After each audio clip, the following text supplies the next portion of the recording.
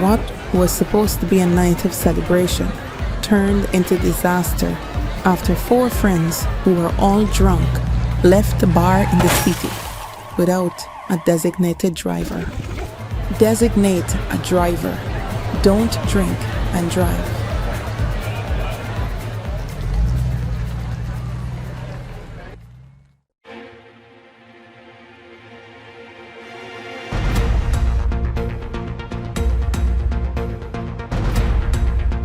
This is your news source evening bulletin for today, Wednesday, the 18th day of September in the year 2024. I'm Gordon Mosley reporting, and here's what we're tracking tonight. Attorney General Nandlall is urging the local judiciary to address the delays with the election fraud trial and have the matter speeded up. On his Issues in the News television program last evening, Mr. Nandlall reacted to the further adjournment of the criminal trial into the alleged election fraud until the end of October. The presiding magistrate, Lerone Daly, remains on sick leave. The trial was expected to recommence yesterday, but has been further pushed back. The Attorney General on his program said the cases are of great public and national importance and should have been completed or almost completed by now. He noted that because of the nature of the cases, it will have received the highest form of attention in other democracies. Unfortunately, in Guyana, that is not the position. The judiciary must act and act quickly to reprieve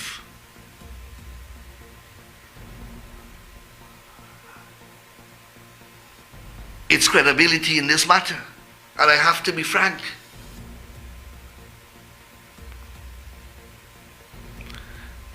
What is transpiring here cannot accord with the principles of justice understood by the ordinary reasonable man. Every Guyanese should be concerned with this state of affairs. The Attorney General reasoned that the delays are well orchestrated.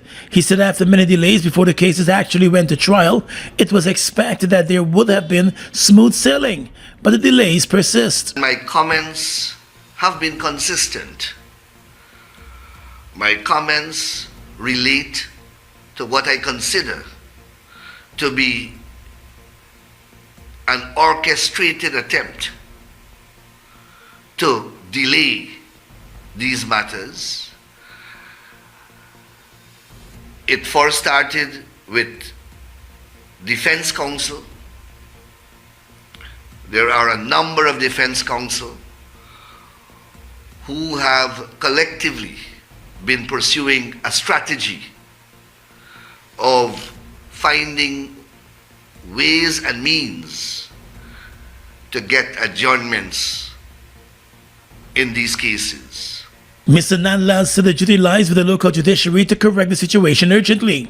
He said public commentary on the matters must not be stifled since it is a matter of great importance, adding that with another election on the horizon, a determination should have long been made on the cases involving an election that took place 4 years ago.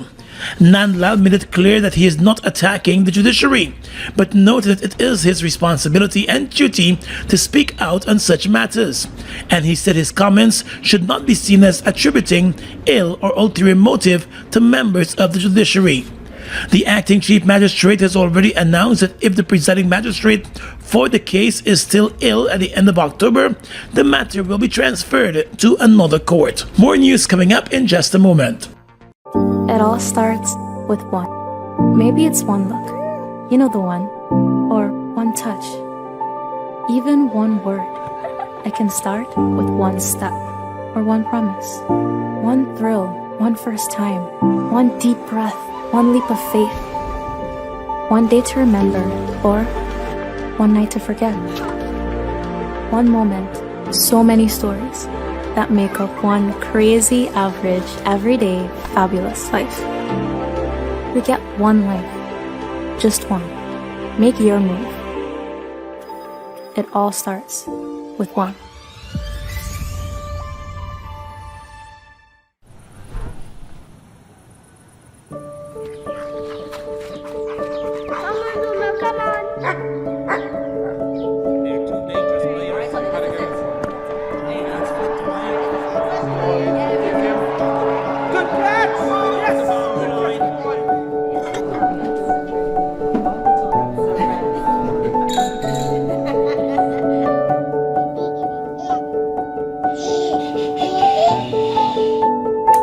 our own home is so much more than just four walls, floors, and ceilings. It's a lifetime of great memories and stories. Come talk to us and start your journey home today. Republic Bank, we're the one for you. Are you ready to elevate your career with a world-class education from the comfort of your home? The University of Excellence Management and Business, UEMB, Guyana's premier accredited and recognized tertiary institution, invites you to join one or more of our comprehensive 145-degree programs. Registration is now open for our next intake on September 9 and every 2 months thereafter. Enroll now and secure a 50% scholarship. Choose from an ABA, BBA, MBA, MPM, EMBA, EMPM, and LLM degrees, available in 14 specializations. Whether you hold an undergraduate degree, a diploma, or relevant professional qualifications, apply. We are an accredited degree-granting tertiary institution in Guyana. Our programs are also equivalent to a USA Regional Accredited degree. Submit your completed application form, proof of entrance qualification, and any form of ID. For more details, visit our administrative office in the Critchlow Labour College, front building, Wolford Avenue, or call 225-1395, 225-1397-9, 618-3434, and 681-3434. Progressing to a degree is as easy as ABC with UEMB. Deal with the best and forget the rest. I can't wait until tomorrow. Yes. Start packing this, yeah? I ain't start packing yet. Usually I pack a couple hours before and I go.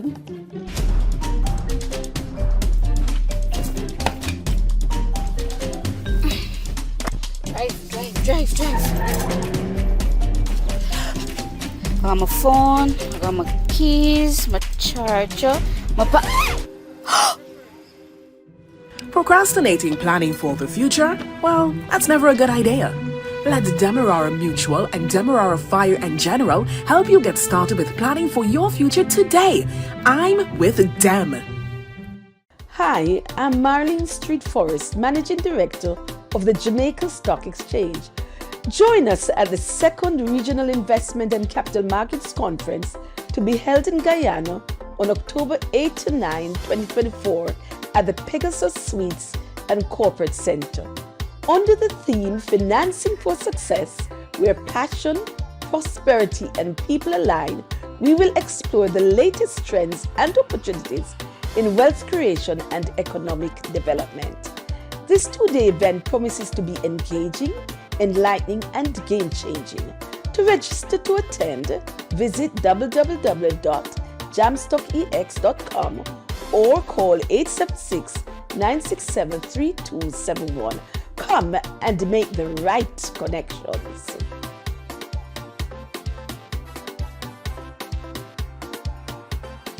The main opposition political parties have strongly criticized what they call the harassment of the relatives of outspoken human rights advocate and activist Melissa Atwell, known as Melly.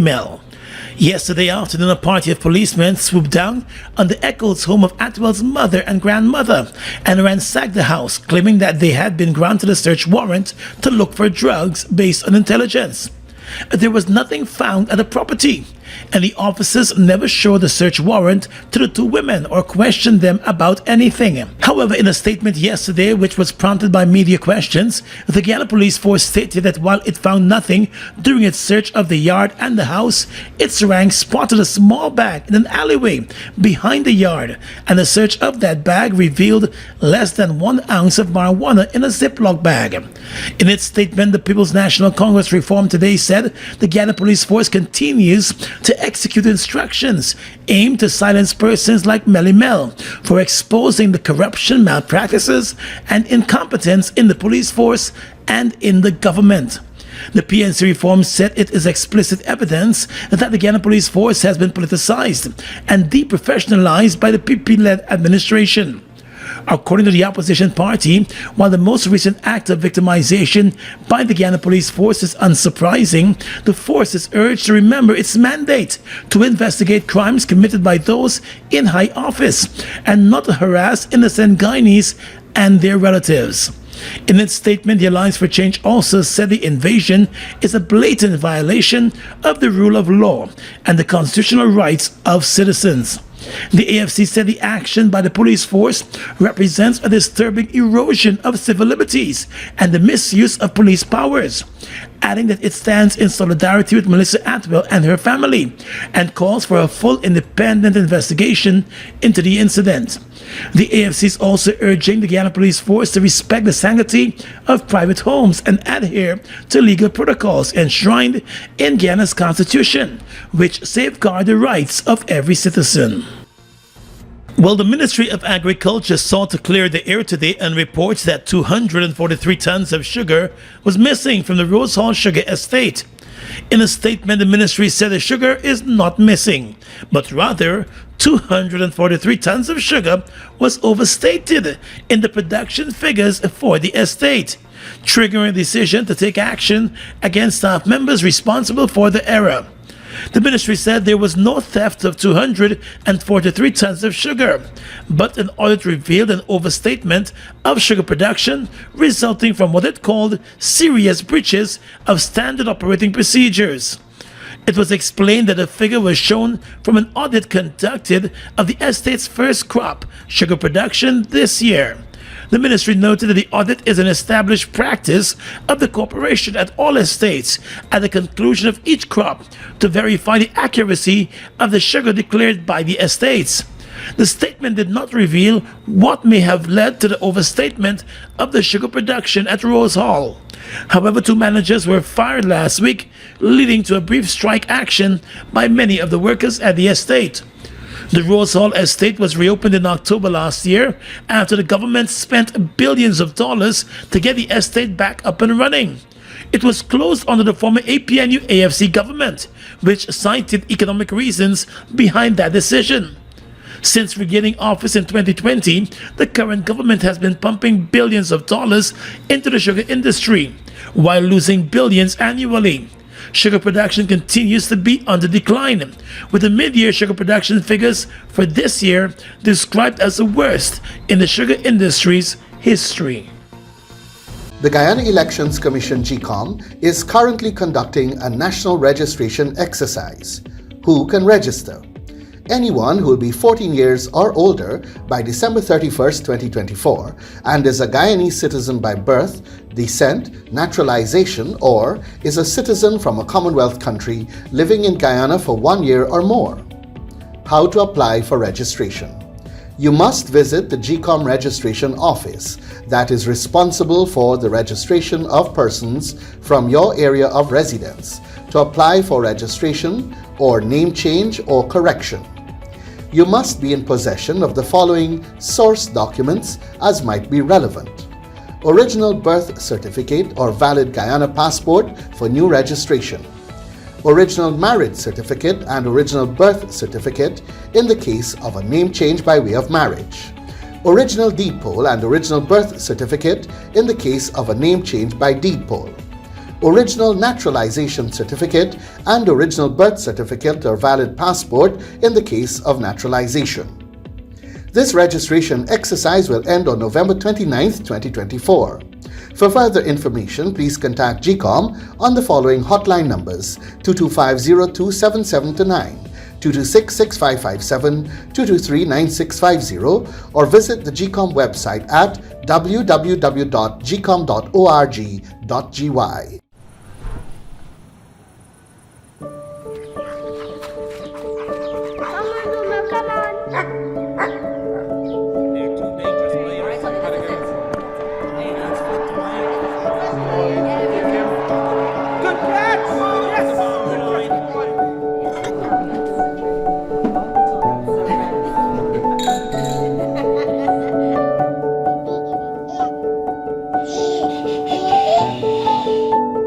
Your own home is so much more than just 4 walls, floors, and ceilings. It's a lifetime of great memories and stories. Come talk to us and start your journey home today. Republic Bank, we're the one for you. Bust the flavors. We're full of flavors. Bust the flavors, that me crave for. We're full of flavors. Tell your neighbors about the bust the flavors. Grab a bust the flavors. Yeah, thirst buster, grab a buster. Bust the flavor, taste the savor. Buster, bust the flavor, flavors. Buster, bust the flavor, flavors. It all starts with one. Maybe it's one look, you know the one, or one touch, even one word. I can start with one step, or one promise, one thrill, one first time, one deep breath, one leap of faith, one day to remember, or one night to forget. One moment, so many stories that make up one crazy, average, everyday, fabulous life. We get one life, just one. Make your move. It all starts with one.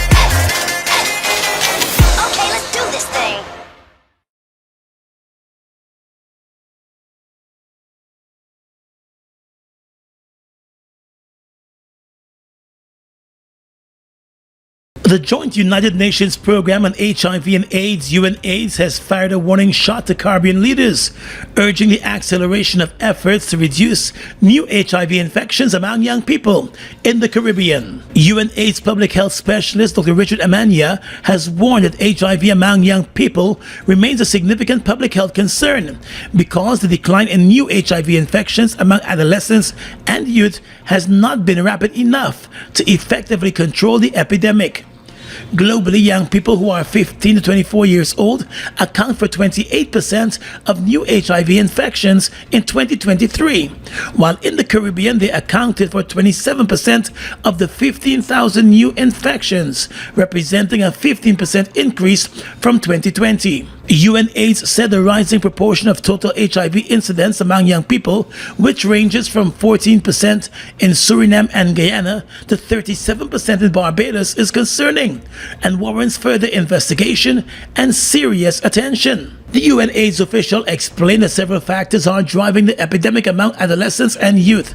He said HIV prevention and testing among adolescents and young people have been particularly challenging due to factors such as social norms, vulnerability, high-risk sexual behaviors, policy barriers, limited access to healthcare services, and poor care-seeking behaviors. He said the lack of comprehensive knowledge about HIV transmission, prevention, and treatment increases risky sexual behavior, fueled by myths and misconceptions about the virus. He also said policymakers need to think differently about how to address the needs of young people in ways that are transformative and impactful to achieve HIV epidemic control by 2030 and beyond. The UN official has urged governments in the Caribbean to remove all policy and legal bottlenecks and increase domestic health investments to deliver youth-friendly services to meet the needs of young people. The Ministry of Human Services has discovered a number of unauthorized copies of old age pension books and disability voucher books. The discovery was made after the vouchers were submitted for encashment at a number of post offices and other payment centers. The ministry said the unauthorized books do not bear the security features or colors of the official books, and the police have been called in to investigate the matter. The Human Services Ministry added that the full investigation will be conducted by the police, and it has handed over all of the documents and materials in its possession with the unauthorized books to the police. Staff members at post offices and other payment places are being asked to be on high alert for the unauthorized books. GCOM is currently conducting a national registration exercise. Who can register?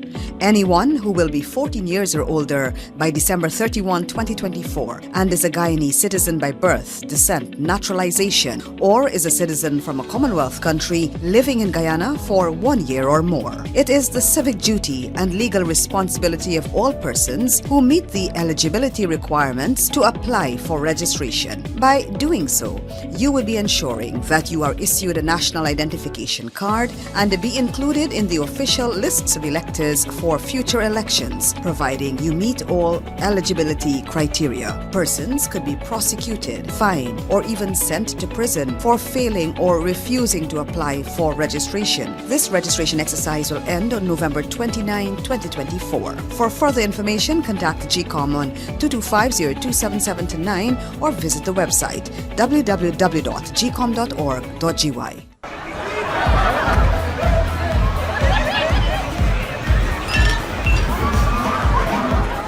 What was supposed to be a night of celebration turned into disaster after 4 friends who were all drunk left the bar in the city without a designated driver. Designate a driver. Don't drink and drive.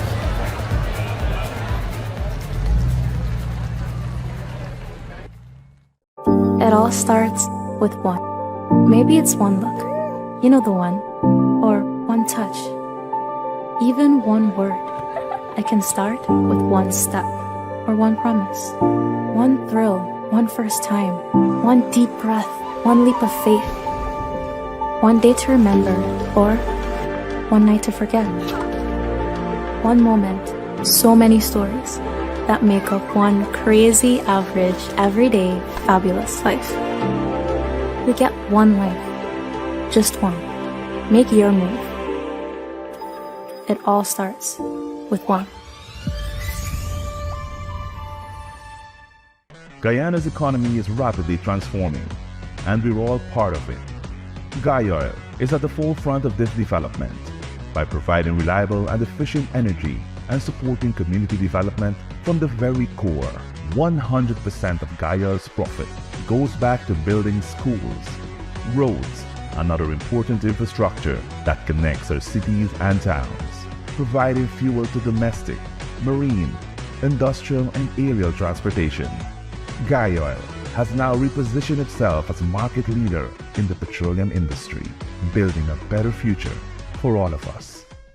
Across the region tonight, let's begin in Trinidad and Tobago, where the Minister of Health was robbed at gunpoint while on a walkabout in his constituency.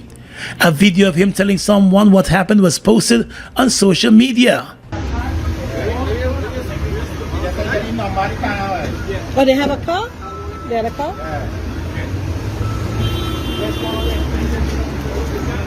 Minister. So I am in St. Joseph in my constituency.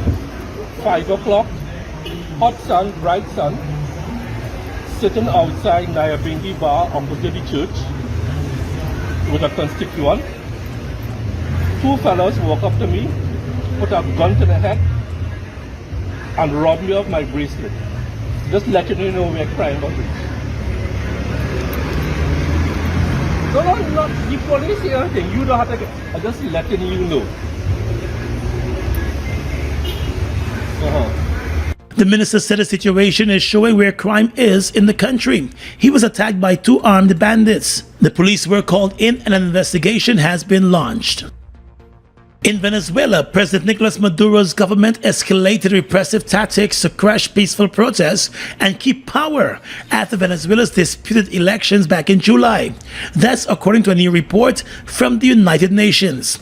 Electoral authorities awarded the vote to Maduro without showing all the tallies, but the opposition said its candidate Edmundo Gonzalez won by a landslide, with counts proving that. More than 24 people died in protests across Venezuela, while more than 2,400 were arrested. The UN fact-finding mission, which interviewed several hundred people remotely or in third countries as it was denied access to Venezuela, said the authorities tried to dismantle the opposition, block independent information, and stop protests. According to the mission, 24 out of 25 deaths were caused by gunshot wounds, mostly to the neck. Arrests under the feared knock-knock operation, referring to the unexpected arrival at houses of government critics, often affected ordinary citizens in poor neighborhoods, the UN report said. And finally tonight, international news. In Lebanon, handheld radios used by Lebanese armed group Hezbollah detonated this afternoon across Lebanon's south in Beirut suburbs and Bekaa Valley, further stoking tensions with Israel a day after similar explosions by the group's pagers. Lebanon's health ministry said 14 people had been killed and 450 injured on Wednesday, while the death toll from Tuesday's explosion rose to 12, including 2 children, with nearly 3,000 injured. At least one of Wednesday's blasts took place near a funeral organized by Iran-backed Hezbollah for those killed the previous day, when thousands of pagers used by the group exploded across the country and wounded many of its fighters. A Reuters news reporter in the southern suburbs of Beirut said he saw Hezbollah members frantically taking batteries out of any walkie-talkies on them that had not exploded, tossing the parts in metal barrels. And that's your News Source Evening Bulletin for tonight. I'm Gordon Mosley reporting and encouraging you to have a safe and enjoyable night. Good night.